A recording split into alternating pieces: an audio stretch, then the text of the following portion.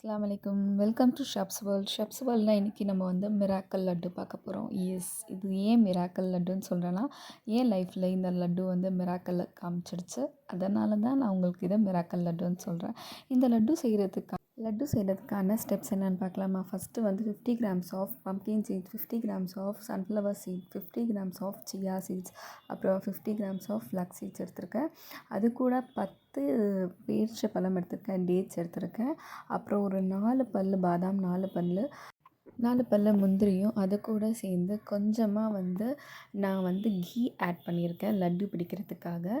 So இது எல்லாமே வந்து நல்லா மிக்சியில் பிளெண்ட் பண்ணதுக்கப்புறமா நம்ம லட்டு பிடிக்க ஸ்டார்ட் பண்ணால், லட்டு பிடிச்சதுக்கப்புறமா நீங்கள் அந்த லட்டுவை வந்துட்டு 1 மந்த்லேருந்து 2 மந்த்ஸ் வரைக்கும் நீங்கள் ஸ்டோர் பண்ணி வைக்கலாம். இந்த லட்டுவை நான் ஏன் மிராக்கல் லட்டுன்னு சொல்கிறேன்னா, இப்போ இருக்க பெண்களுக்கு எல்லாருக்குமே பிசிஓடி ப்ராப்ளம் இருக்குது.